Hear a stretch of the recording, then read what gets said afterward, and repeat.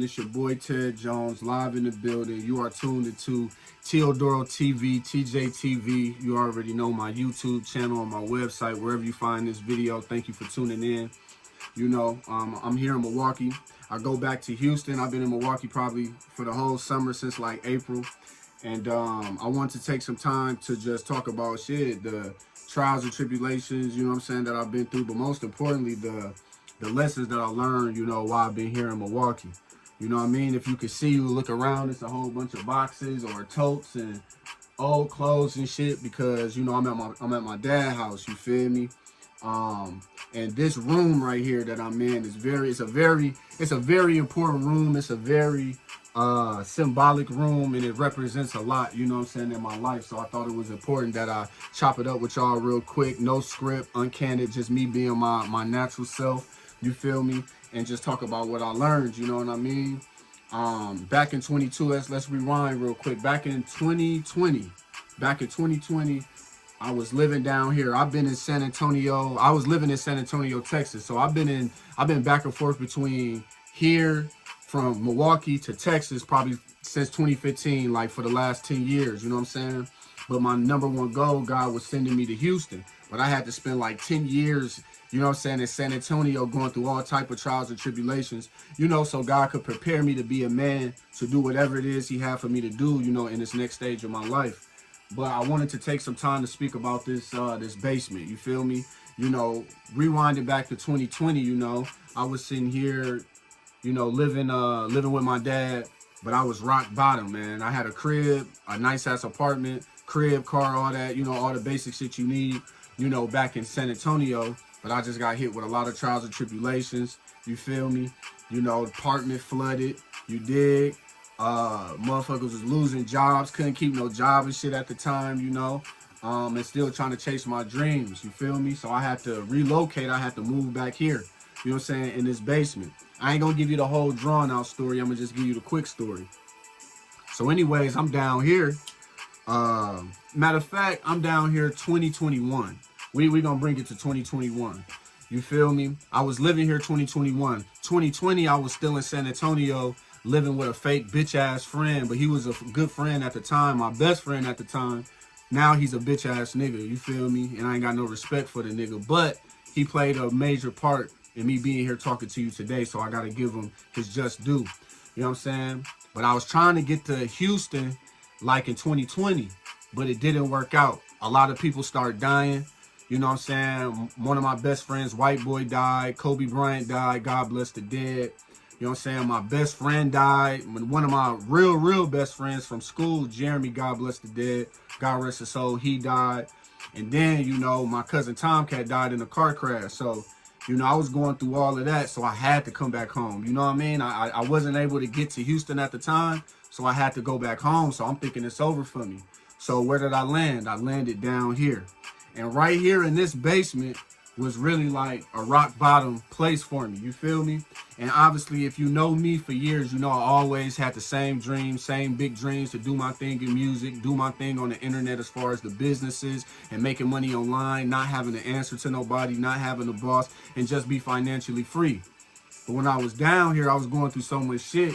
And you know, after so many years of you not accomplishing a goal, the average person just stopped believing. So down here, you know, my dad was talking crazy to me because my stepmother had died. I don't think I said that. My stepmother, which was the biggest loss, she died like July 29th of 2020. So I had all type of deaths, and my dad was going through it. Obviously, your dad gonna go through it if his wife and my stepmother of 30 years pass away.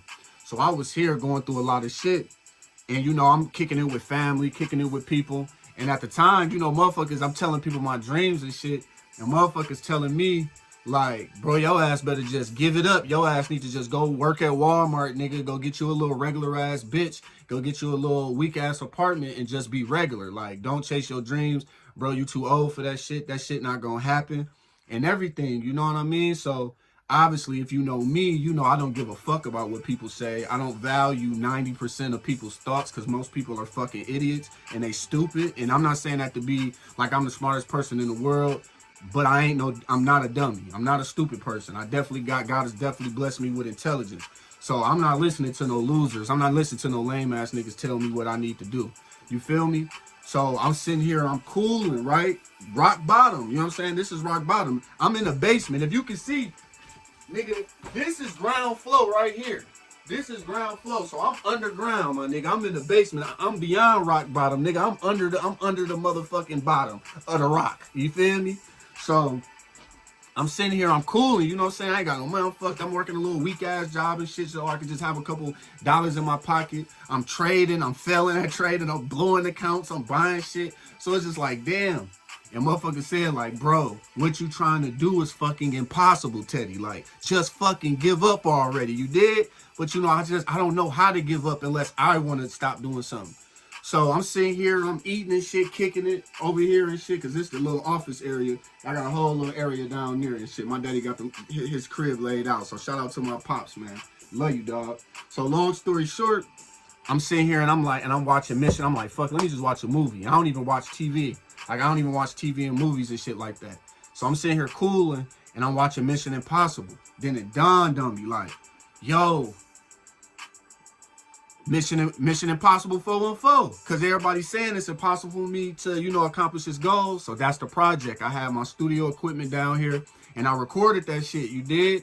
You know what I mean? So I recorded that. If you go scroll down this page, if this on my IG page, if you scroll down, you're going to see where it started. I started getting online in 2021. I was never on IG. I was on Facebook, but don't, you know, Facebook is more so for like your local community. It ain't like far reaching and shit, unless you spending ad dollars. So I'm down here. Shout out to my nigga Zeke. I was trying to get up with Zeke while I was here. No one knows where Zeke is at. He ain't fucking with nobody. But I appreciate you, brother. Thank you, my nigga, for being there for me, my nigga. I hadn't seen you. Man, I ain't seen Zeke since like 2009. I just happened to hit his line. And then, you know, I'm going to show the clip here where we was down here starting record, finishing by faith.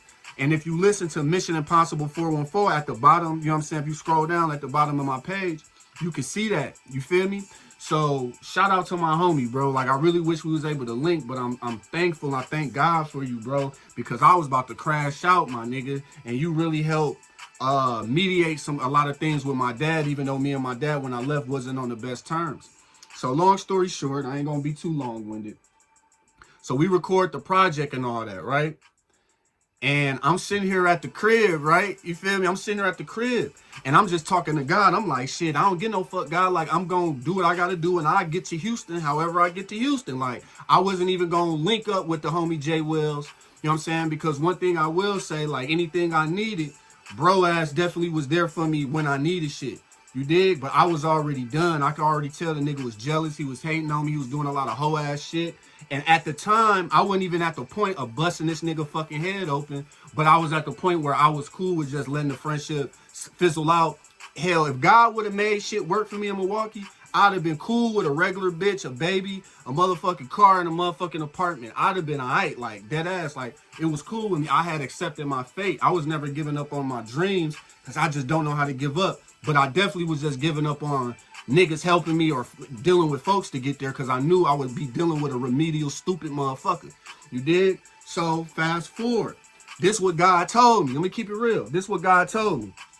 He said, call Jay Wells. I'm like, nah, God, I'm not fucking with dog. Like, I'm good. I'll get there another way. He say, call Jay Wells. Because mind you, I had talked to the homie like, bro, let's get another crib. He like, nah, I ain't feeling it. And I respected it. Like, you a grown-ass man. You don't owe me shit. You done did your part for me. So I wasn't knocking it.